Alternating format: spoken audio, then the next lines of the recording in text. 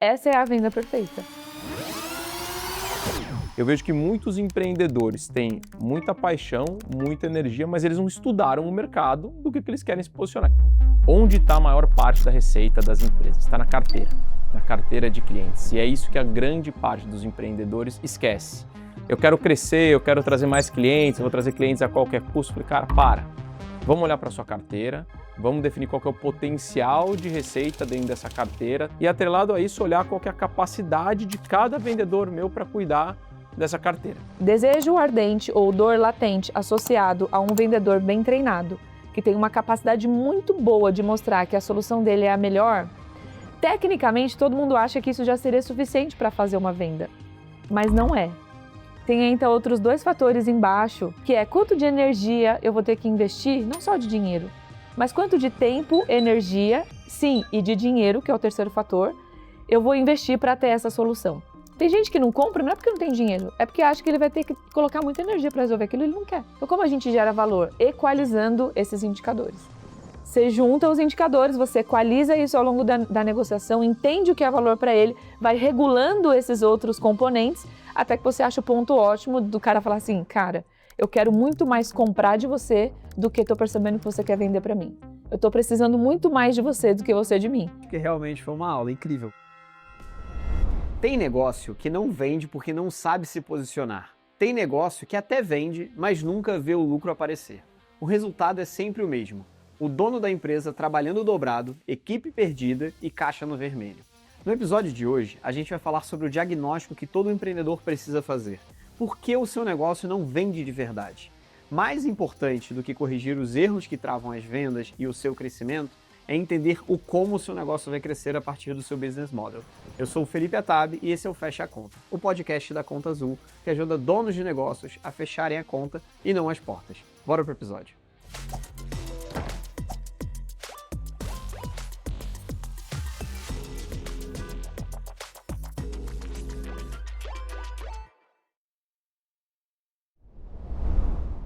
Sejam bem-vindos a mais um podcast do Fecha a Conta, o podcast da Conta Azul para todo empreendedor que quer aprender muito mais sobre gestão, crescimento do negócio. Eu estou aqui hoje com 2 nomes amigos também, mas 2 nomes fenomenais de crescimento no Brasil. A primeira, Dani Martins, CEO do Sales Prime, cofundadora do Mentoring League Society, nome bonito em inglês, criadora do Método Prime, mentora empresarial com alta performance em vendas e sócia do famoso Flávio Augusto, Joel J. e Caio Carneiro. Reconhecida como uma das maiores autoridades em vendas no Brasil, já fechou mais de 170 milhões em negócios, conduziu mais de 7 mil negócios de alto nível e é especializada em técnicas avançadas de vendas pelo Instituto Harvard. Sejam muito bem-vindos a esse currículo maravilhoso para ensinar muito a gente o que vai ser esse processo de venda e tudo mais dentro da estrutura. E o segundo, um grande amigo também, o Gustavo Pagotto, founder da Pipe Lovers, coautor do livro Arquitetura de Vendas de Alta Performance, embaixador da Zorro CRM no Brasil, mentor do G4 Educação, host do podcast Vamos de Vendas, pioneiro em social selling na América Latina, tem mais de 15 anos liderando times comerciais e hoje está construindo a maior universidade corporativa de venda B2B do país. Parabéns, cara, muito legal também. Valeu, tem. Nas horas extras a gente tentando cuidar das crianças, né? É isso. É para tudo isso, é para isso que a gente vende, É né? para isso que a gente Faltou contabilizar os filhos da mesa. Exatamente, exato. O tema do podcast hoje é por que seu negócio não vende? O diagnóstico que todo empreendedor precisa fazer hoje. Só que antes da gente iniciar o podcast, eu quero fazer um merchan do nosso querido patrocinador Plaud. Para quem ainda não conhece, não usa no dia a dia, Plaud é uma ferramenta incrível de inteligência artificial. Eu uso no meu dia a dia para resumir todas as minhas reuniões, ele traz um resumo bem legal, já didático de tudo que vocês falaram, tem toda a transcrição. E para quem está ouvindo a gente e quer experienciar um pouco do que é a entrega, se você entrar hoje no @contaazul e mandar a palavra receita no DM do Instagram, você vai receber o resumo do nosso bate-papo aqui, do que rolou, e aí você vai ter toda a experiência do Plaud. E quem não conhece, compra, é muito legal, não sei se estão usando ainda, é completamente maravilhoso. O que eu queria trazer primeiro de pergunta para vocês, tá? Eu vou ler a pergunta, tá? Todo dono de negócio que não consegue vender o suficiente nem para pagar as... Tem muito dono de negócio que não consegue vender o suficiente nem para pagar as contas do mês. Já outros até vendem muito, mas no final do dia não percebem que estão trabalhando de graça porque o lucro nunca aparece. Nos 2 casos, a conta não fecha. Aí eu pergunto, o que derruba mais uma empresa? Não vender ou vender mal? Vamos lá, posso começar. Por favor. Cara, tem um contexto, né? Quando a gente fala, putz, eu vivi bastante no contexto de startups, né? E scale-ups. Minha última passagem antes de empreender foi na Acreditas, que virou um unicórnio. Tem um conceito básico para quem está vendendo e para quem está gerindo um negócio, que é o conceito de Unit Economics. O que é o Unit Economics? Cara, estou vendendo essa caneca. Cara, eu vou vender essa caneca a R$10, né? Eu que sou mão de vaca, acho que tudo é barato, né? Na prática, ela vai custar uns 50. Legal. Pô, Se for da fecha conta, é 100.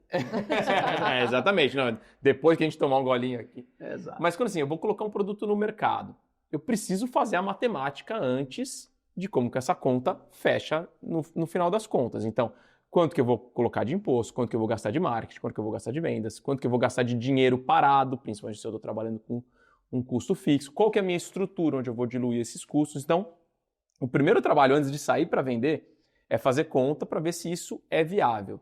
Eu vejo muitos empreendedores apaixonados pela sua ideia. Pô, eu adoro kitesurf, então eu vou montar uma loja de kitesurf em, sei lá, Campos do Jordão. Meu amigo, não tem mar aqui. Você não, né? Você pode ser apaixonado por isso, você não vai ter saída. Então, saber fazer conta, acho que é a primeira parte do trabalho, né? E a segunda é, dentro do componente do seu custo, entender qual que é a parte do investimento que está relacionado com marketing e vendas. Porque, muito bom, essa caneca aqui eu vou comprar por 10, eu acho que eu consigo vender ela por 20, tem o imposto e minha margem de lucro é 30. Muito bem, mas você esqueceu de como eu gero demanda e quem são as pessoas que estão aí no meio do caminho. Eu preciso de vendedor, eu preciso pagar comissão, preciso fazer campanha de incentivo, tudo que está ali no meio do caminho. Então, antes de entrar, né, no processo de vender, eu preciso entender disso, como eu estou posicionado no mercado e ver o que faz sentido. Muitas vezes, né, para passar a bola para a Dani dar a visão dela sobre isso, eu vejo que muitos empreendedores têm muita paixão, muita energia, mas eles não estudaram o mercado do que eles querem se posicionar. Então aí nem adianta começar a falar de vendas se eu estou tentando vender alguma coisa dentro de um ambiente que não vai ter resultado. Boa. E para você, Dani? Eu ia trazer exatamente esse ponto de que eu acredito que grande parte, ou a maior parte dos empresários que o negócio não vinga em até 5 anos, que é a grande maioria deles no Brasil, sim, é de fato por falta de conhecimento, né? As pessoas se apaixonam pelas ideias, pelos produtos, mas não têm ideia do que é um modelo de negócio que funciona. Quais são as premissas de um modelo de negócio que funciona, que justifica? Quando você vai abrir um negócio, quais são suas premissas de margem, por exemplo? Então, a gente conhece indústrias, por exemplo, enormes, com uma margem super apertada e negócios, às vezes, muito mais enxutos, com uma margem muito melhor. É óbvio que é escolha de cada um, mas o fato é que não vender é um problema, né? E a gente fala, qual a primeira habilidade de uma pessoa que abre uma empresa? Cara, a primeira habilidade é vendas, né? Os grandes founders são aqueles que nasceram no berço de vendas. Ele começou, ele vendeu a caneca, ele entendeu a lógica da caneca. O primeiro estágio ele é vendedor, depois ele forma um time, forma líderes desse time e ele vai assumindo cadeiras mais executivas estratégicas. Então, a falta de conhecimento ou a paixão pelas ideias que não são tão eficientes faz com que os negócios declinem. E a falta de conhecimento de como você ajusta esse roteiro ao longo do caminho. Então, decisões de margem, decisão de time, decisões de enxugar a empresa. Tem vários empresários que têm teses, e eu concordo, que a cada período é importante você dar uma enxugada no seu time, tirar um pouco o que está sobrando para você melhorar a sua margem. Então, sem sombra de dúvidas, eu acredito que não vender é um grande problema, mas vender mal também é um grande problema, né? Total. Acho que dos dois, acho que o pior é não saber vender, porque pelo menos se você vende, tá tudo você certo. Dá uma ajustadinha ali, você troca de produto, você troca de produto e vende algo com mais troca de mercado, não importa. Essa semana eu recebi uma pergunta na caixinha dizendo assim, nossa, é muito difícil vender porque a gente está num momento de crise tão desafiador, né? Eu falei, olha, depende, porque se você é bom em vendas, a crise é só mais uma oportunidade de você vender alguma coisa que resolve a crise. Então, assim, quando você é bom de vendas, se o negócio não está dando certo, você muda de negócio, mas você consegue continuar gerando receita. E aí você ajusta o negócio. Agora, se você não sabe vender, meu amigo, aí o negócio fica mais difícil. Então, acho que das duas, a pior é não saber vender mesmo. Eu vou pegar o gancho do ponto que vocês dois falaram, que é muito legal, que no final é sobre o modelo de negócio. Essa é a grande realidade. E eu vejo, assim, eu tenho contato com muitos negócios hoje em dia de diferentes estágios de maturidade. E uma coisa do modelo de negócio que muita gente negligencia é a ambição do empresário, a ambição do empreendedor que está ali por trás. Tem gente que é extremamente bom para determinados modelos de negócio. Tem gente que não é determinadamente bom para outros modelos de negócio. O meu modelo de negócio é capital intensivo. O que é capital intensivo? Fluxo financeiro é descasado. Eu preciso botar o capital antes e receber esse capital depois. Se você não é um ótimo gestor financeiro de gestão do seu negócio, automaticamente seu negócio vai quebrar, não tem a menor possibilidade. Você pode ser o melhor vendedor do mundo. Este negócio não é sobre vendas, esse negócio é sobre gestão financeira de capital. Exato. Tem outros negócios que são sobre vendas, que você tem que ser muito bom de venda, e aí você, de repente, tem um negócio onde o business model tem um ciclo de venda de 2 anos. Tem gente que é muito bom para ciclo de venda curto, tem gente que é muito bom para ciclo de venda longo. Depende do teu nível de ambição e do nível de empreendedor. O que eu mais vejo em todos os negócios que eu tenho contato é a pessoa não fazer uma diligência própria. O que você é bom? Que tipo de modelo de negócio você é bom? Porque, vou dar um exemplo pragmático do meu pai. Meu pai é um empreendedor maravilhoso. Só que ele era dentista e quis empreender em construção civil. Dentista é um modelo de negócio de recorrência, de baixo fluxo financeiro, que ele tem previsibilidade e ele está vendendo hora homem. É um tipo de negócio de professional service, de serviço profissional. Ele está vendendo hora homem. E ele mudou para um tipo de negócio que não é serviço profissional, capital intensivo, onde grande parte da venda você acrua resultado depois de 3 anos. Você tem que comprar um terreno, construir, ou você faz uma SPE, que é uma sociedade de propósito específico, e 30% do capital você coloca antes, e o fluxo financeiro é extremamente pesado. O business de construção não é sobre construção, é estritamente financeiro.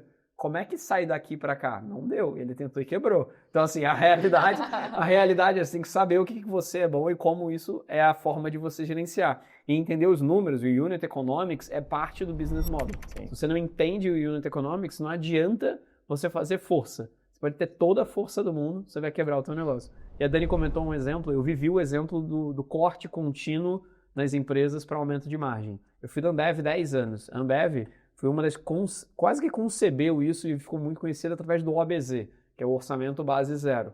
Todo ano na Ambev, se você gastou R$1 milhão no ano passado, o seu orçamento é 0.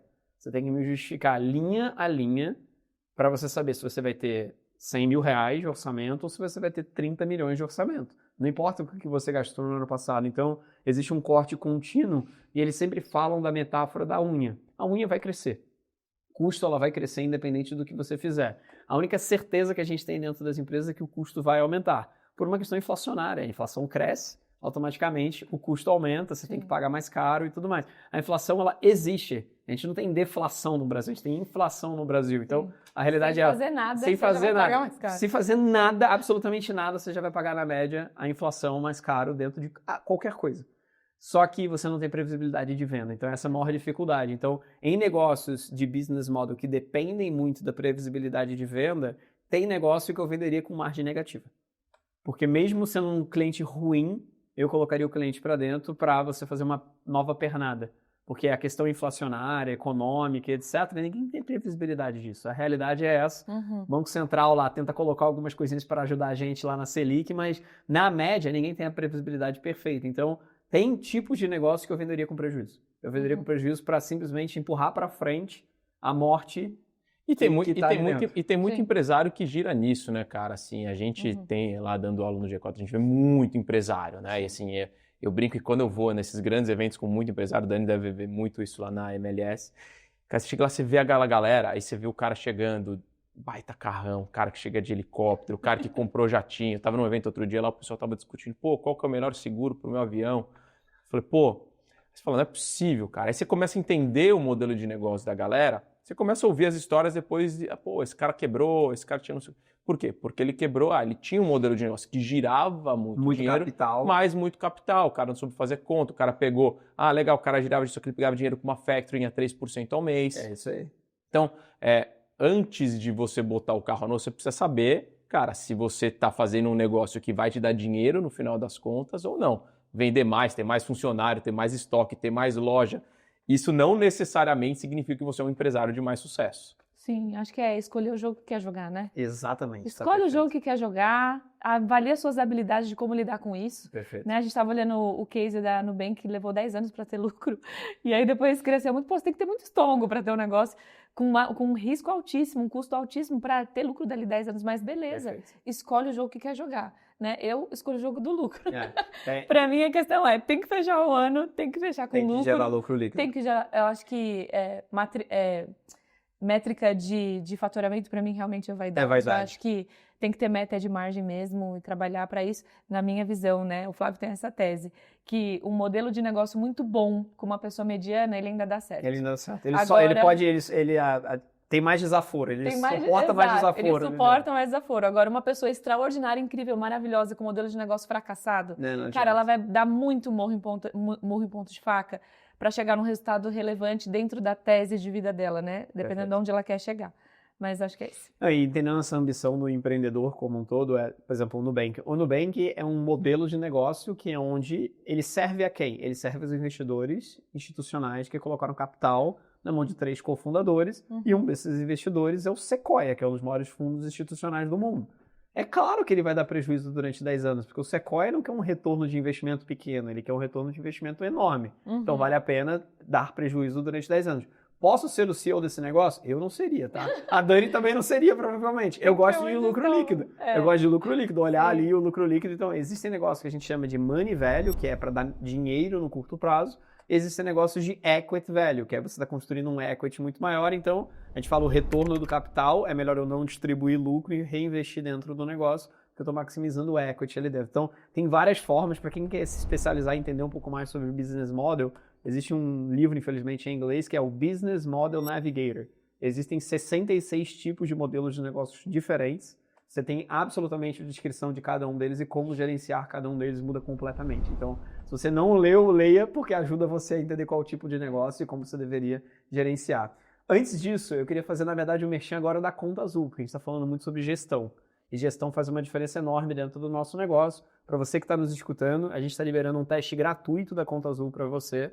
É só acessar o link que está na descrição do episódio ou no QR Code que está aqui na tela. Você vai poder controlar teu caixa, emitir nota fiscal, cobrar clientes de maneira automática através da Conta Azul. Então, para você que ainda não tem Conta Azul, entra na Conta Azul, baixa o teste gratuito que vai ser maravilhoso para dentro do teu negócio, desse ponto de vista de gestão financeira em si.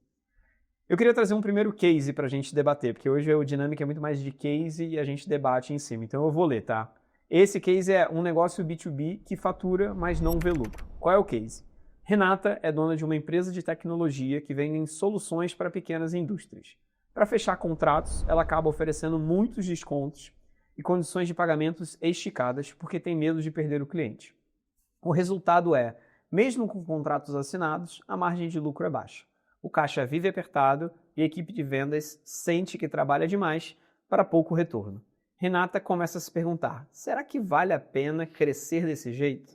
Qual é a visão de vocês do negócio? Então, assim, vale mais fechar contratos a qualquer custo ou perder clientes para salvar margem? Como é que vocês falariam para a Renata ali? Dicas como empresários e mentores de sucesso como são, vocês dariam uma dica para a Renata que está gerenciando essa empresa de tecnologia de soluções para pequenas indústrias? Tá. Posso começar? Vai lá. Por favor.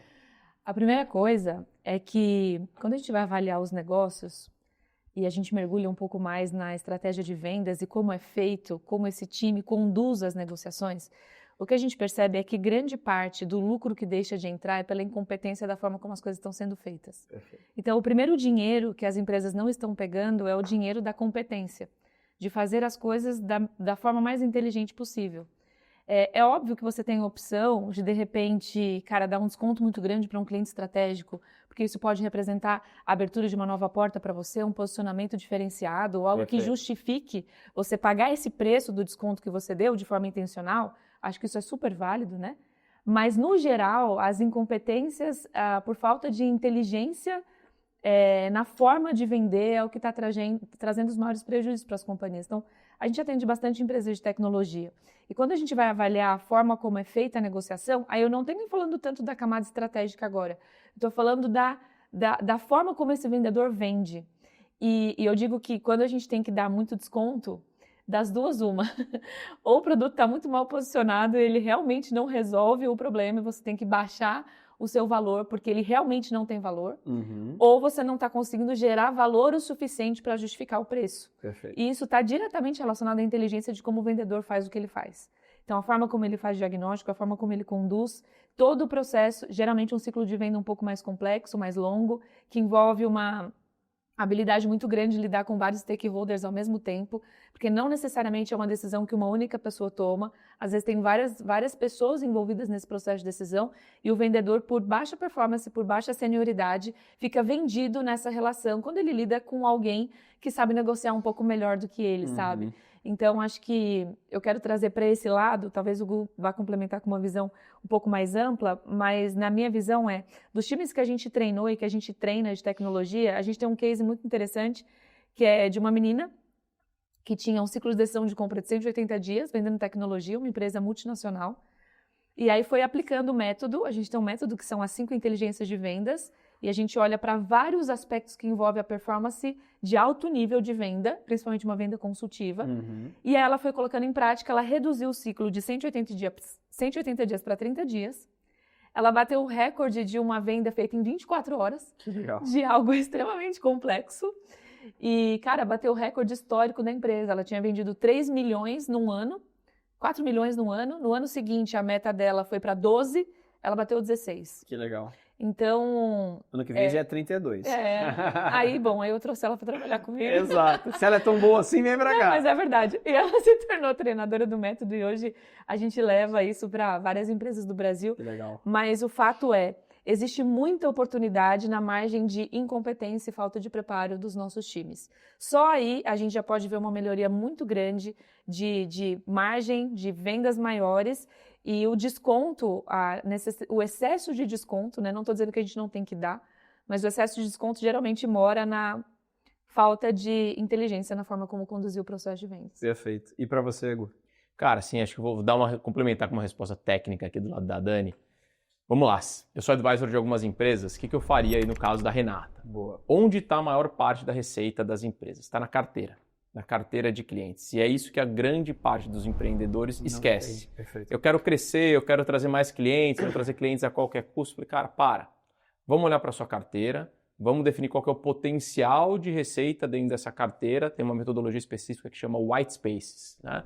Eu vou olhar quais são todos os produtos que eu posso vender para cada um dos meus clientes e vou olhar qual é o potencial de faturamento que eu tenho dentro de cada um deles. Perfeito. E atrelado a isso, olhar qual que é a capacidade de cada vendedor meu para cuidar dessa carteira. Um dos meus clientes é uma empresa que revende autopeças. Eu sou advisor dessa empresa. O dia que eu cheguei lá, deixa eu ver aqui a carteira dos seus vendedores. Pô, tem vendedor aqui com 500 clientes. Como que um vendedor atende 500 clientes, né, numa revenda de autopeças? Isso é impossível. Se a gente dividir por dia útil do mês, ele vai atender, se ele falar uma vez por ano com cada cliente, a gente fala com 2 ou 3 por dia. Isso não acontece. Então eu preciso calibrar a quantidade de vendedores para cuidar da minha carteira. E a carteira por si só, num business de recorrência, como software, né, ou como uma indústria, enfim, outros tipos de serviços, a carteira por si só, ela já vai me dar a rentabilidade do meu negócio. Então, Renata, se você estiver ouvindo a gente, se esse caso for real... Não né? é um caso real, mas é um caso... Mas tem muitas Renatas por aí. Mas muitas Renatas pessoas por se aí. identificaram por aí, você vai primeiro olhar para a carteira. Depois você vai olhar para o outro lado. Muito bem, eu quero crescer o meu negócio. Dentro do meu planejamento, quanto que eu tenho de capital para investir no crescimento da minha companhia? E aí eu vou estudar o quê? Qual que é o tamanho de mercado? Qual é o perfil do meu cliente que de fato compra, continua comigo e que tem um lifetime value, ou seja, a continuidade desse cliente por muito tempo. Pô, muito bem, ela está vendendo para a indústria. Vamos supor então que ela vende para a indústria automobilística, sei lá, de maquinário. Muito bem. Eu vou fazer um estudo de mercado, eu vou entender, existem N plataformas de dados que te ajudam a mapear quem são essas empresas. Pô, legal, no Brasil tem 2.000 indústrias como essa. Perfeito. Legal. Qual que vai ser minha estratégia de go-to-market? Eu vou estar numa feira de mercado, eu vou fazer prospecção ativa. Legal, eu consigo gerar quantos leads por mês? Desses leads, quantos são qualificados, quantas são oportunidades? Vamos supor que eu consigo gerar 30 oportunidades por mês. Muito bem. Quantos pré-vendedores, quantos vendedores eu tenho? E eu vou montar a capacidade do meu time de aquisição de clientes. Pô, mas quantos vendedores eu tenho que ter? Não sei, faz a conta. Né? Quanto que você tem capacidade de investimento. Então, nesse caso, ela está segura na carteira, retendo os clientes e monetizando. Espero que isso aqui dê lucro. Eu também sou do time que gosta de lucro. Eu adoro. Né? E você tem uma parte desse seu dinheiro que gera investimento. No meu caso, né, contando da minha empresa, a Pipelobras é uma empresa de educação recorrente. A gente vende treinamentos recorrentes, o cliente assina uma plataforma para ter treinamento e a gente vai lá, nosso ticket médio é R$1.000. Cara, quando eu comecei a empresa, em agosto de 22, meu primeiro mês eu faturei R$1.600. Eu olhei e falei, eu sou maluco. No segundo mês a gente cresceu demais, a gente faturava 3.200, né? Pô, foi muito tempo construindo uma base de recorrência de clientes. Hoje, são 400 empresas. Eu começo o meu mês, eu brinco assim, que eu começo o mês eu já sei quanto eu vou dar de lucro. E eu termino o mês dando mais lucro ainda. Por quê? Eu já tenho a minha carteira, eu tenho a gestão, eu sei quantos clientes vão cancelar, porque clientes cancelam, empresa quebra, N motivos, e uma parte do meu orçamento está dedicado para aquisição. No começo eu tinha um vendedor. Hoje eu tenho 5 pessoas no time de aquisição, tenho uma verba de marketing. Então é assim que você vai crescendo um negócio, empilhando receita. Né? Legal, cara. Então, boa sorte para Renata, cuide bem da sua carteira, porque 80% do dinheiro está ali. E assim, só para complementar o que o Gu falou, e faz muito sentido juntando as duas coisas, se a gente for olhar 3 alavancas muito importantes, é capacidade de geração de demanda. Cara, como que está a sua capacidade de geração de demanda? Quais são os canais? O que você faz? Qual a assertividade disso? Qual que é o posicionamento que você tem para fortalecer a sua capacidade de geração de demanda? Como você converte essa demanda? Qual a maneira mais inteligente que você pode aproveitar a raspa do tacho? Então, de cada 10 clientes que chegam, tem uma estatística que chama Lei das Médias, que diz assim, de cada 10 clientes que chegam, provavelmente 2 não vão comprar de jeito nenhum. Podia botar o melhor vendedor do mundo. 2 já vem com nível de consciência um pouco mais alto, porque como você tem um bom posicionamento, você já dá uma educada nesse cliente antes, ele já vem com nível de consciência um pouco mais alto, o vendedor vende. 60% do meio, ou seja, 6 clientes, eles dependem muito do comportamento, da capacidade de vendas do vendedor, de fazer um bom diagnóstico, de fazer uma boa análise e converter esse cliente, que é pegar um cliente com nível de consciência baixo, que acha que tem uma necessidade e aumentar esse nível de consciência a ponto de tomada de decisão. Então, Isso é o meio. Gerei demanda, tenho uma inteligência de conversão muito bem estruturada e depois eu vou fazer a minha retenção, minha monetização. O Gu trouxe uma visão muito boa. Se você já tem esse cliente da carteira, já calcula o seu lucro só baseado naquilo que você já pode revender para essa galera.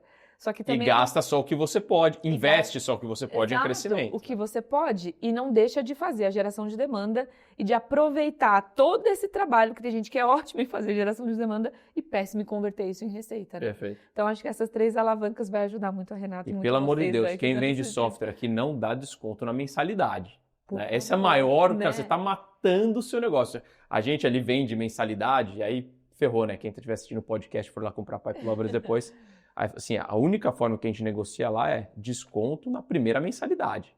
Te dou X% de desconto na primeira. Da segunda em diante, preço full, porque cada percentualzinho que você está dando de desconto na recorrência, você está matando a recorrência do seu negócio. Né? Isso aí não dá. Para quem tem um business de software, dá desconto na mensalidade sem condições. Nesse negócio aqui, do meu 1 centavo aqui para Renata dentro desse contexto, provavelmente o negócio dela é um negócio de venda consultiva, de software, etc. Ela está focando em pequenas indústrias. A quantidade de pequenas indústrias no Brasil, ela não é tão grande assim, porque a gente tem 23 milhões de CNPJs, pequenas indústrias eu acho que não dão 100 mil, tá? Então, assim, é uma quantidade muito pequena do segmento em si.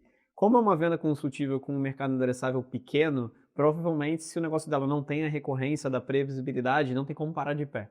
Essa é a grande verdade, porque ela vai com um mercado endereçável pequeno, numa venda consultiva com um ciclo de venda longo, e o tempo inteiro ela vai ficar correndo atrás do rabo, mas o mercado endereçável é muito pequeno. Então, o negócio precisa ter recorrência. Então, vou assumir que é um negócio que tem algum tipo de recorrência mensal, algum FII mensal que ela recebe dentro desse contexto.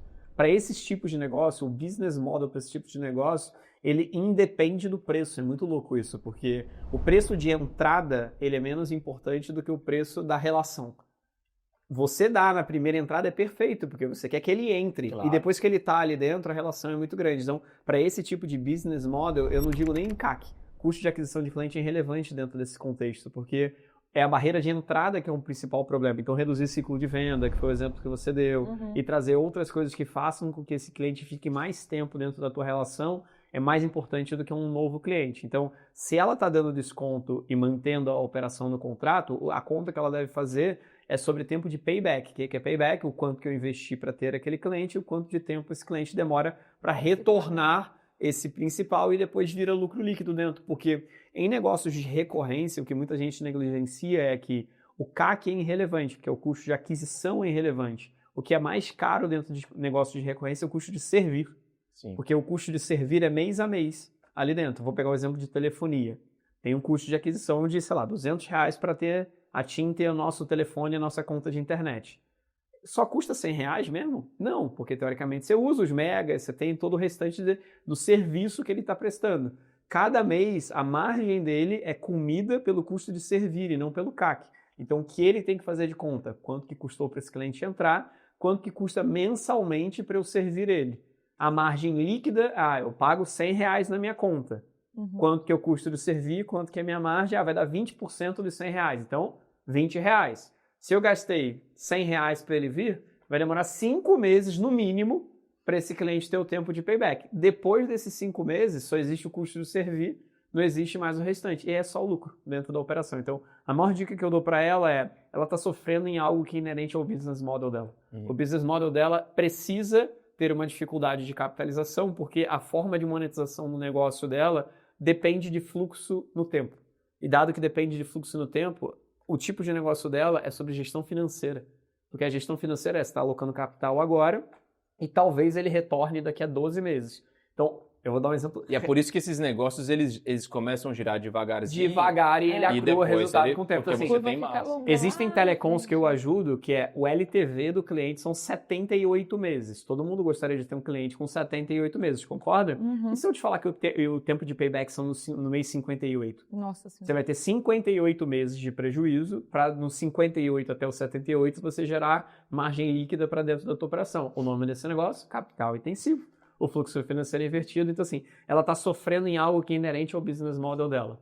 Ela provavelmente não sabe disso, porque ela não entendeu do business model dela e talvez ela não seja a melhor pessoa para gerenciar o tipo de negócio. Sim. A melhor forma, talvez, do negócio dela não seja esse.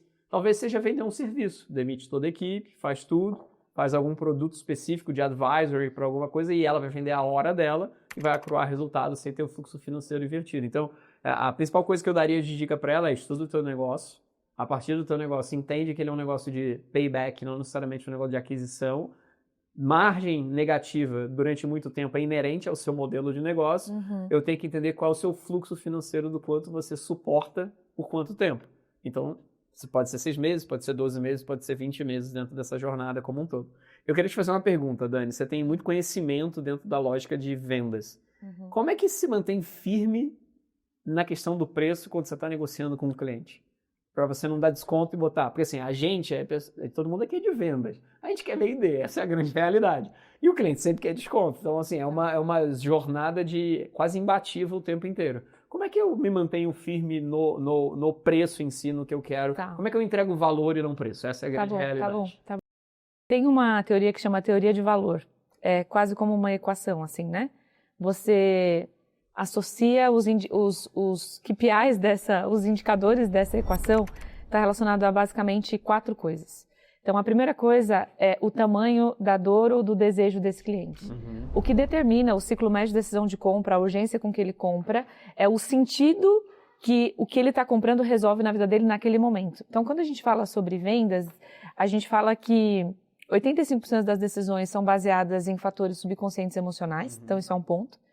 E não tem como a gente dizer que existe uma compra 100% racional. Então, mesmo o cliente que negocia muito, o cérebro dele, talvez a gente chama, né, do córtex pré-frontal, que é toda a parte racional da mente dele, ela precisa de uma justificativa mais racional, mas ela é motivada por fatores intrínsecos e emocionais.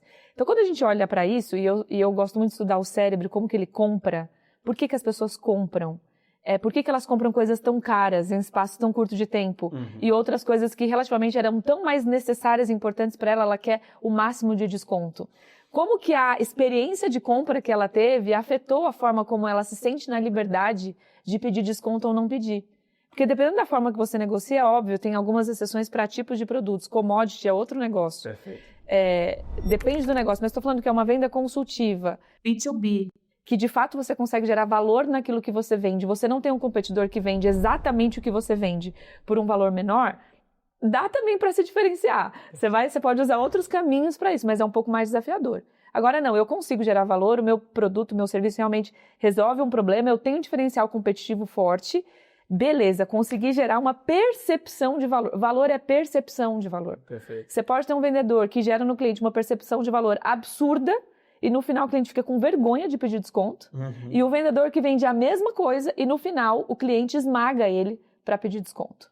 A forma como cada um conduz esse processo é o que vai mexendo com todas as engrenagens do cérebro desse cliente e indo nas bandeirinhas ali de limites da onde ele vai. Mas basicamente a teoria de valores é assim. É sempre associado à dor ou desejo do cliente, que quanto mais ardente e latente for, mais favorável é para quem está negociando. Perfeito. Só que junto disso tem a capacidade do vendedor, que a gente chama, que é o segundo indicador, que é a capacidade do vendedor, de forma muito estratégica, mostrar para esse cliente que o que ele vende, de fato, é a melhor alternativa que o cliente tem. Então isso exige ele entender mercado, quais são os outros possíveis concorrentes, quais são os concorrentes que não são óbvios, né? A gente acha que os principais concorrentes são outras empresas que vendem a mesma coisa. Não. Às vezes o maior concorrente que você vai ter que lidar numa negociação são soluções próprias que o cliente acha que ele pode ter. E assim, ele inventa na cabeça dele, não, acho que eu consigo resolver isso de outro jeito. Pô, ele nem vai comprar de outro concorrente, mas ele vai tentar resolver sozinho, fazer uma gambiarra, fazer alguma coisa ali. Então, quando eu pego desejo ardente ou dor latente associado a um vendedor bem treinado, que tem uma capacidade muito boa de mostrar que a solução dele é a melhor, tecnicamente todo mundo acha que isso já seria suficiente para fazer uma venda. Mas não é. Tem ainda outros 2 fatores embaixo, que a hora que o cliente fala assim, beleza, eu tenho essa dor, esse desejo. Cara, eu entendi que ele consegue resolver. Só que sempre a decisão de compra dele no final vai estar atrelada a outras 2 coisas, que é quanto de energia eu vou ter que investir, não só de dinheiro, mas quanto de tempo, energia, sim, e de dinheiro, que é o terceiro fator, eu vou investir para ter essa solução. Então, no cérebro vai ficar algumas variáveis. Eu tenho uma dor, você tem uma solução para mim. Para eu ter acesso a essa solução, eu tenho que pagar um preço, que não é só dinheiro. Às vezes é o preço do tempo, da energia e do dinheiro.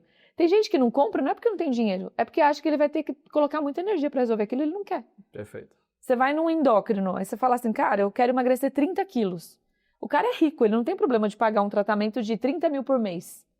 Mas se ele perceber que o esforço que ele vai ter que colocar, o nível de energia é muito maior... Aí ele compra um Monjaro e tá tudo Exato, pega o treinamento e compra uma coisa que vai acelerar mais seu processo, entende?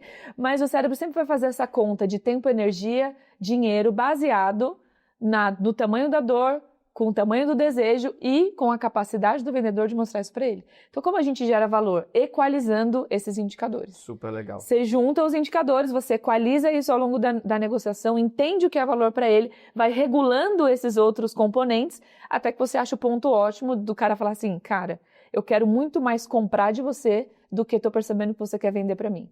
Eu estou precisando muito mais de você do que você de mim. Perfeito. Essa é a venda perfeita. Eu já anotei aqui, isso foi uma aula, por favor, faça um frame desse negócio e bota lá no podcast, porque realmente foi uma aula incrível, parabéns. Aí chega no final, o cliente fala assim, das 2 uma, ele vai falar, nossa, eu achei que era mais caro. Exato. Que daí você tem todas as técnicas, né, de como que você vai ancorar o que você vai fazer, tem várias formas de ancorar. Ou ele vai falar assim, olha, não é que não vale, é eu que não tenho dinheiro para comprar. Verdade. Tipo, vale, eu entendi que vale, mas eu não tenho dinheiro. Tem alguma coisa que você pode fazer por mim para me ajudar?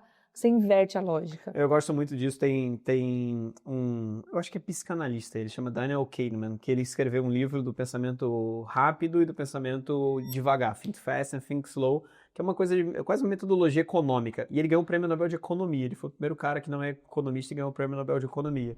E aí ele prova que as decisões elas são muito mais emocionais do que racionais, grande parte das vezes. Só que o processo de decisão racional, ele demora muito tempo. E o processo emocional ele é muito mais rápido, por isso que o pensamento rápido... E ele prova matematicamente que você só pode tomar decisões emocionais depois de 10 mil horas de pensamentos racionais em cima daquilo. Então, por exemplo, um mestre de xadrez que estava jogando xadrez, ele está tomando decisões 100% emocionais. Que ele já é tão bom naquilo, 10 mil horas, eu acho que, se eu não me engano, são 5 anos fazendo qualquer coisa que você faça repetidamente dentro de 8 horas por dia. Então, cara, é bastante tempo fazendo a mesma coisa para você tomar aquela decisão de maneira emocional. E o engraçado é que ele fez um estudo aí, mais parte da medicina em si, você falou do córtex pré-frontal. Em algumas pessoas que têm acidentes de carro, outras coisas, eles lesionam o córtex pré-frontal de uma forma que não existe mais emoção. E ele não... Aí simplesmente você pega uma caneta Bic vermelha e uma caneta Bic azul e dá para ele escolher. A pessoa que tem essa lesão no córtex pré-frontal, ela não consegue escolher. Porque racionalmente não existe diferenciação numa caneta preta e numa caneta vermelha. A decisão da escolha, ela é emocional. Então, quem lesiona o córtex pré-frontal e acha que é tão racionalzão assim para tomada de decisão, se você é racional, você não consegue tomar decisão. Você não consegue tomar essa decisão, e isso está provado cientificamente por lesões que existem que tornam pessoas racionais no córtex pré-frontal. A decisão ela é 100% emocional. E por isso ela é emocional, ela é rápida. Então, ter os gatilhos, acho que você deu uma aula dentro desse contexto de formas e gatilhos emocionais de você conduzir, seja pela questão do tempo, da energia, do próprio dinheiro, ou da vontade de pagar naquilo, da capacidade do vendedor e do concorrente, a forma de se fazer isso é pelo lado emocional. Então, se você está vendendo algo barato, provavelmente você está indo para a racionalidade, e a racionalidade ela não é a melhor forma de você conduzir uma negociação, porque ela não ajuda ao processo de decisão na tomada de decisão rápida. Ela só atrapalha. Só atrapalha. Essa tese da prática deliberada, né, que são a lei das 10.000 horas que você falou, é muito interessante. E aí, tem uma outra coisa só para finalizar, que eu quero também ouvir o Gu. Por favor. Mas assim, tem uma coisa que mudou muito o meu jogo. No momento, eu fiquei muitos anos nesse processo de negociações de vendas, desde coisas muito baratas a contratos multimilionários. Seguro de vida. Seguro de vida. Esse negócio, Já pensou em um seguro de vida de 30 milhões de reais? Como é que faz isso? Pois é. Mas o fato é o seguinte, uma coisa que mudou muito meu jogo, e a gente treina muitos times hoje olhando para isso, é que além de você dominar a teoria da geração de valor, né, a tese de como gerar valor, que foi essa que eu disse para vocês, e essas variáveis, tem mais uma coisa que você pode ter e que o time de vocês pode ter, que é uma vantagem competitiva muito grande. Porque tudo isso que eu disse é sobre as questões neurológicas que rondam a mente de todas as pessoas, de forma genérica. Então, todos os cérebros têm estruturas parecidas, e aí quando você vai estudar a forma como o cérebro decide, a gente sabe que tem essas variáveis. O preço, o valor, a capacidade do vendedor, a energia que ele vai colocar e o quanto ele quer. Então, tudo isso interfere na forma como ele compra. Mas tem mais uma coisa que a gente pode fazer que aumenta muito o nível de assertividade e taxa de conversão, que é a capacidade da gente identificar um outro lado da pessoa, que não é só o lado neurológico, é a personalidade. E aí, quando a gente vai para a personalidade, você tem matriz de identificação de personalidades padrões que te ajuda a definir como você conduz o processo de vendas, que na verdade é o processo de compra, né? Quando a gente vai para livros científicos americanos de vendas, eles falam que não importa o meu processo de vendas. Toda empresa tem um processo de vendas, mas o fato é que você é muito mais inteligente se você entender o processo de compra que acontece na mente do cliente. Então, o processo de compra que acontece na mente dele tem dois fatores que interferem. Esses que eu disse, sobre como o cérebro compra, e o outro que é a personalidade dele. Perfeito. Uma das teses que a gente usa é a tese do DISC. Eu sei que eu vou falar DISC, é uma coisa aparentemente superficial, mas a gente é absolutamente profundo nessa tese, né? A gente analisa 6 camadas da personalidade de uma pessoa. E quando eu olho os quadrantes, né, quando o William Moulton Marston definiu essa tese, ele conseguiu enquadrar os seres humanos em praticamente 4 quadrantes diferentes. Então você bate o olho na pessoa, você sabe mais ou menos em qual quadrante ele está. Isso interfere no jeito que ele pensa, no jeito que ele decide, na velocidade com que ele decide, se ele é mais intuitivo, se ele é um pouco mais racional, se ele é mais emocional, se ele é mais sociável ou se ele é mais analítico. Então, quando a gente treina um time para em até 3 minutos identificar em qual quadrante a personalidade do cliente está, já ajuda bastante. Ajuda muito, porque daí você conduz todo o seu processo de comunicação com ele de uma forma muito mais assertiva. Não, esse cliente ele é rápido, ele é intuitivo, que são os dominantes, né? Vai negociar com o Joel, por exemplo. O Joel é rápido, intuitivo, ele não pensa muito, ele detesta que você dê detalhes para ele, e ele entendeu o papum, o que eu preciso ganhar, competitivo, fim. Você me mostrou? Me mostra o último slide, é assim que negocia com ele. Só que um cliente estável é completamente diferente. Ele precisa de segurança, de informação, de passo a passo, de garantia, ou seja, a forma como você conduz a negociação com determinados tipos de personalidade diferente dá muita vantagem competitiva. Eu vou te confessar uma coisa, eu fiquei muitos anos na Ambev, né? 10 anos e eu tinha o DISC de absolutamente todo mundo, tanto do meu time, quanto os meus, quanto das pessoas que eu queria agradar. Eu utilizava o DISC para agradar pessoas internamente dentro da Ambev. Olha só. Eu sabia o DISC de absolutamente todas as pessoas. Hoje eu uso um que é um pouquinho mais forte, vamos dizer assim, do DISC, porque tem o Five Box, tem Tem outras vários. coisas, mas a lógica tem um chamado Label, que a Maria Cândida é representante no Brasil, que traz essa metodologia, uma metodologia suíça, e ela dá a média de todos os executivos do mundo. Então, assim, ela pega o DISC, pega o Five Box, são várias metodologias que tem lá dentro e estão várias perguntas. Sugiro até se daria uma olhada depois, porque assim, é foda, tá? Uhum. Eu fiz a minha e eu olhei e eu falei, caralho, eu sou exatamente isso. Sim. O DISC que eu fiz, eu sou dominante, claramente, mas eu sou alto D e alto I. Que é o dominante e influenciável, meio que influente mesmo que ao mesmo tempo. Mas quando eu olhei o Label, que é um pouco mais profundo como um todo, eu descobri que eu não gosto de pessoas. É muito louco isso. Eu falo assim, Mas cara, eu não gosto de pessoas, não de gosto gente. de pessoas, principalmente de gente júnior. Então, assim, cara, é bem difícil, mas eu sou muito bom empreendendo. Então, assim, para empreender, eu consigo tomar risco e associar coisas muito mais rápidas. Eu concordo perfeitamente, eu nunca tinha visto isso aplicado no processo de vendas. Completamente brilhante, tá? A gente faz isso, assim, a gente é bem profundo. Esse software que a gente tem, que é um white label, que a gente lê, o DISC é a pontinha do iceberg, mas a gente analisa mais 5 camadas da personalidade. Boa. E 16 competências. Quais são as competências mais claras e a intensidade. O que dá uma assertividade na leitura do DISC não é só a nomenclatura, eu sou dominante, mas a dominante com qual intensidade, qual a combinação da intensidade com o outro. Eu sou alto D. Não, é claro.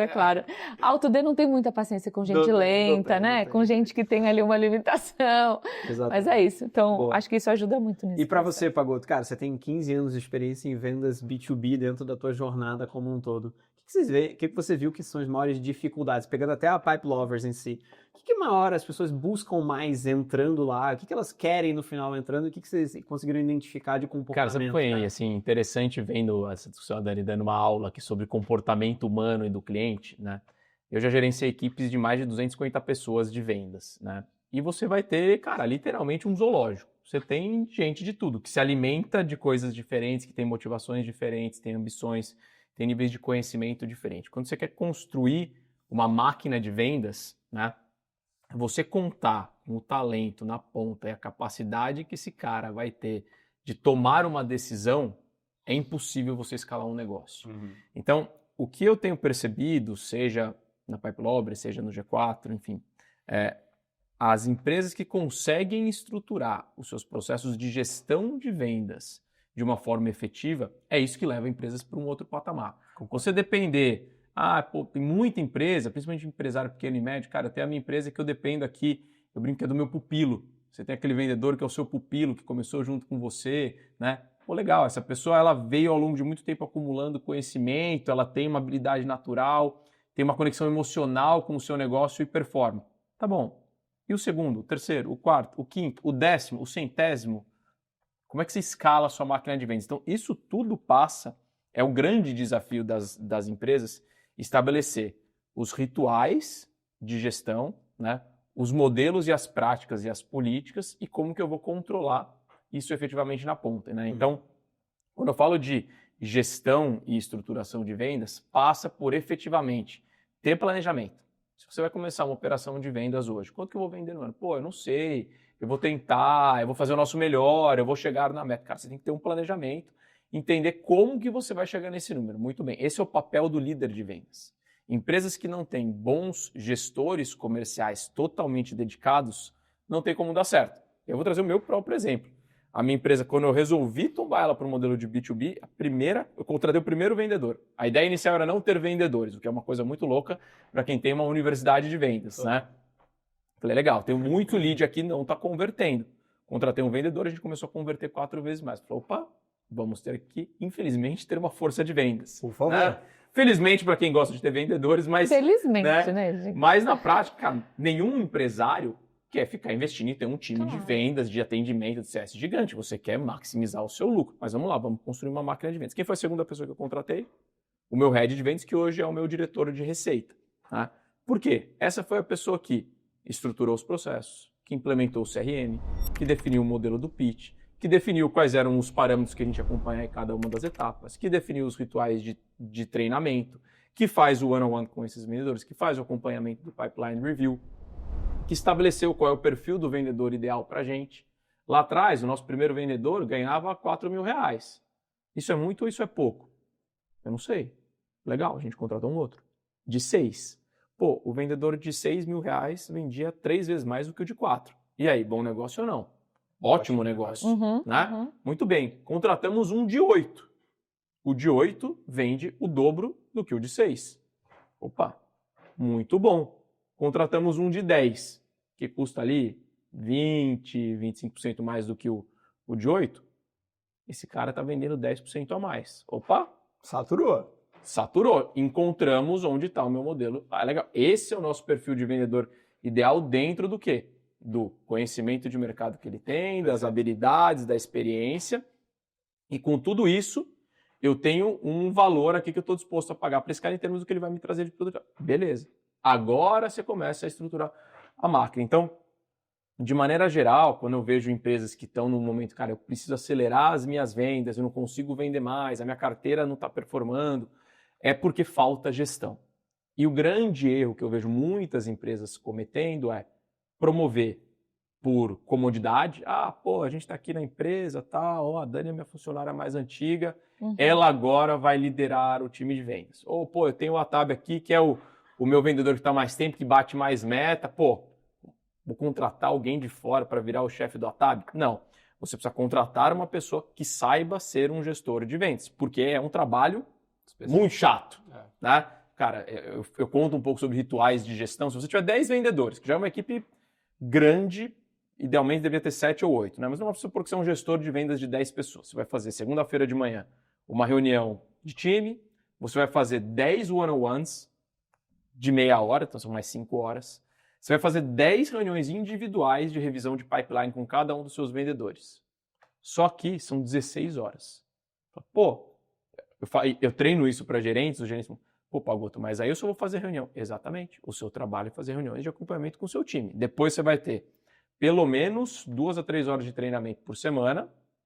E aí você vai participar de reuniões com clientes, vai fazer os alinhamentos internos, mas essencialmente um trabalho de um gestor é ele estar ali munindo, garantindo que ele entregue o resultado através das pessoas. Então, perfeito. Se esse líder não atrai, não retém e não gere, as máquinas não vão para frente. Então, esse é o grande desafio, esse é o grande pavor de um empresário hoje em dia, de não ter essa pessoa que está ali pilotando o navio dela. Muito legal. Eu queria estar aí para a parte final agora, que são um bate-bola de perguntas e respostas mais rápidas. Vamos lá. Esse aí tem algumas sacanagens às vezes. Tem, hein? Vamos lá. Sempre. Ai, meu Deus do céu. Para uma influente é difícil ser conciso, assim, falar rápido. Uma desculpa que mata qualquer venda. Produto, cara. Vendedor que fala, a culpa é do produto, o produto não tá bom, precisa ver o roadmap. Cara, assim, você tem que entender que produto que você tem, que problema ele resolve no mercado, vai na pessoa certa. Fora desculpa no produto, para mim não dá. Não dá. Desculpa no mercado, a economia tá muito difícil, as pessoas estão segurando receita, não estão comprando. 2016 vai ser bom, né? Nossa tem eleição, senhora. tem Copa, tem 11 feriados. Não, o carnaval é no meio de fevereiro. O concorrente, produto tá vindo produto da China, o concorrente tá muito mais barato, a economia tá difícil, não tá fácil, as pessoas não estão comprando. Eu brincava na Ambev, tem que tirar a muleta, porque tá na muleta ali, tira a muleta dele, vamos ver se ele vai andar. E tem um negócio disso de, cara, reconhecer o problema. Nós temos um problema, estamos numa crise. Legal. Qual é a nossa estratégia para vender mais dentro da crise? Admite o problema, não fica usando como desculpa. Não, e acha o problema certo, né? Porque às vezes você tá dando nome para um problema que é falta de competência, mas você quer dar outro nome. Então, achar o problema certo é bom. Certo. O maior erro que você já viu um empreendedor cometer na hora de vender? O maior erro na hora de vender? É. Cara, vender para a pessoa errada. Não ter claro o ICP. Colocar energia e querer vender para quem não é o perfil que compra. E aí você fica se iludindo, achando que tá lindo, tem um monte de reunião, mas um monte de reunião de pessoas que não estão aptas a comprar aquilo que você vende. Perfeito. Trazendo uma outra ótica aqui, acho que um erro que eu vejo muito é o empreendedor querendo pagar pouco para o vendedor, né? E eu não estou falando que você tem que pagar muito para o vendedor, estou falando que você tem que pagar quanto esse vendedor merece para ter resultado. Principalmente em operações pequenas, às vezes o cara, eu quero contratar o vendedor aqui de R$ 2.500. Cara, se você pagasse R$ 2.000 a mais para esse cara, você destravava todos os outros problemas. Então, muitas vezes a crença limitante do empreendedor que ele tem que gastar o mínimo possível faz com que ele não contrate as pessoas certas. Então, Perfeito. Esse é um erro bem comum que eu vejo muito lá nas aulas que a gente dá no G4. Super legal. Ô Gu, você tem uma métrica, desculpa até cortar, mas para trazer de uma forma um pouco mais concreta para quem está ouvindo a gente, o que é pagar bem baseado no que esse vendedor é capaz de gerar? Qual que é a relação entre isso? Ele tem que gerar quantas vezes mais aquilo que você... Cara, é óbvio que depende do produto e da margem, né? Mas que relação inteligente a gente pode ter entre, vale a pena eu pagar 10 mil para um vendedor, 20 mil, 30? Ele vende quanto? Até onde isso tem lógica? Tem um conceito que é a margem de contribuição de vendas, né? O que é margem de contribuição de vendas? Cara, eu vendi um produto, eu tiro o meu custo de vendas, quanto que você está entregando para a companhia. Se é serviço, se é, enfim, depois você vai ver quais são todos os seus custos como operação. Quando você olha qual que é a sua margem de contribuição de vendas e ela tem que ser positiva, em teoria, o fato de você colocar aquele vendedor ali, ele está te agregando. Muitas empresas não fazem essa conta e percebem que, cara, você tem uma parcela. Isso é muito comum em várias empresas. O cara tem 10 vendedores, 2 entregam margem de contribuição positiva. Os outros todos estão te dando. Aí você olha, no final, minha equipe de vendas aqui é ok, a empresa está. Cara, só que se você pudesse mandar 8 embora, os outros 2, sua empresa ainda estaria tendo lucro. Tá? Essa é a métrica mais simples de todas. Você pode olhar, principalmente você que tem uma empresa de tecnologia que vai ouvir a gente aqui, tem a grande métrica lá do Vale do Silício, é que um vendedor ele deveria ter uma meta de entregar de 6 a 8 vezes o custo dele como resultado. Né? Então, mas assim, eu particularmente não gosto desses números, desses benchmarks. Tá? Porque, esse é um número que a galera pegou lá da média do Vale do Silício, do que você poderia fazer, igual a história do CAC da LTV sobre CAC, que você precisa pelo menos maior do que 3. Para mim, quando eu comecei a minha empresa do zero, é tão simples quanto o seguinte, cara, em alguns momentos o meu CAC foi maior do que o LTV. Eu precisava ter clientes para mostrar para o mercado que eu tenho clientes. Hoje, a minha conta é o seguinte, o LTV é maior do que o CAC? Já bota para dentro. Perfeito. Em certos momentos você vai conseguir, cara, eu quero maximizar o meu retorno sobre investimento. E aí eu vou começar a olhar para essas métricas. Então, quando eu olho para colocar um vendedor a mais na operação, pensa no seguinte, eu colocar esse vendedor, eu tenho capital para investir para ele estar ali ou eu vou estar quebrando a empresa? Eu vou fazer um investimento, esse vendedor ele leva de 4 a 6 meses para rampar. Então, quem manda vendedor embora para mim com menos de 3 meses errou no recrutamento, né? O cara não tem... Eu lembro de uma empresa que eu estava, o fundador da empresa, em menos de 90... Cara, mas você não manda embora ninguém em menos de 3 meses? Claro que não. Eu demoro 45 dias para contratar. Eu demito o cara no recrutamento. É mais barato, né? Aí o cara falou, nunca tinha parado para pensar nisso.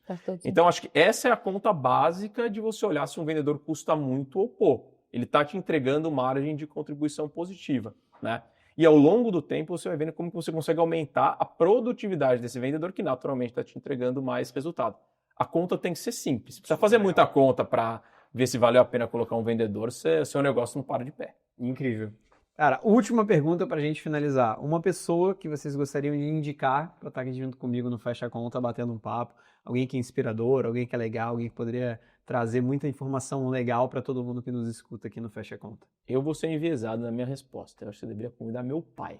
Meu pai já vendeu uma empresa de software, tá na segunda, se der tudo certo a gente vende a segunda, e foi o meu grande incentivador em vendas, né? Então, assim, cara, eu vivi a minha vida toda vendo um empreendedor vender software. Que legal, cara. Quando eu tinha 14 anos de idade, ele me levava para as feiras, falou, você vai aprender a fazer demonstração de produto, né? Então, por favor, vamos convidar o senhorzão Pagoto aqui. Cara, já teve um outro podcast que eu gravei e depois ele gravou, então é legal, porque depois a galera foi pegando os cortes, assim, porque, o meu pai foi empreendedor raiz a vida toda, sei lá, são 30 e cacetada anos vendendo software. Aí a galera brinca que eu sou a versão gourmet dele, né? Então, ele investiu tanto em educação, em treinamento, fala trocentos outros idiomas. Então, essa é uma comparação legal aí pra vocês trazerem, fica a dica. Que legal, super legal. E pra você, tá bom. Dani? Eu vou trazer a primeira pessoa que veio na minha mente, que eu estava com ela anteontem, que é o José Salib Neto. Não sei se ele já veio, mas ele tá fazendo uns estudos muito legal. Ele passou mais de um mês nos Estados Unidos falando sobre a percepção que ele tem sobre a forma como o Brasil está enxergando o IA e como os Estados Unidos está usando o IA de forma muito prática. E como isso vai impactar nos negócios. Ele é um grande estudioso, tem vários livros, inclusive escritos junto com o Sandro, que estava lá também, a gente almoçou junto. Legal. E ele trouxe alguns insights muito legal, com uma visão um pouco mais futurista do nosso mercado para os próximos 2 a 5 anos, assim, no que tem a ver com tecnologia, gestão, criar novos negócios, já baseado numa estruturação de IA muito mais inteligente, sabe? Então, acho que para os empreendedores esse tema é um tema muito importante. A gente está vivendo uma revolução muito forte de tecnologia, de conhecimento. Ele falou, eu já estive no Vale do Silício durante muitas vezes. Ele tem mais de 30 anos de estudo sobre negócios, veio da HSM e tudo mais. Ele falou, eu nunca vi um momento tão pulsante dentro do Vale como eu vi agora. a obstinação das pessoas por essa grande revolução tecnológica que a gente está vivendo. Então, é um tema que tem que estar em pauta na mesa de todo empreendedor, na minha visão. Eu concordo. Gente, foi incrível o papo, alto nível, profundo, acho que prático também para muita gente que está nos escutando. Foi maravilhoso, agradeço muito vocês terem topado, estarem nessa mesa comigo e vamos para as próximas. Vamos para as próximas. Obrigada pelo convite. Nos vemos por aí. Sigam a gente nas redes sociais. Boa, Bem, obrigada. galera, Boa. E para você que chegou até esse minuto do nosso podcast, siga agora mesmo o Fecha Conta aqui no Spotify. Ativa o sininho e assim sempre que chegar um episódio novo, você receberá um aviso no seu celular. E claro, aproveite para nos avaliar 5 estrelas aqui no Spotify. Para continuar por dentro tanto dos meus conteúdos quanto da Conta Azul, segue a gente no Instagram, @contaazul, @Felipe Atado. Até a próxima!